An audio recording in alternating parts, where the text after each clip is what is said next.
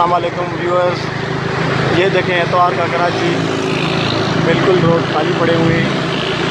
ये रोड जिसका नाम शहरा स्टेशन है, सबसे बड़ी रोड है।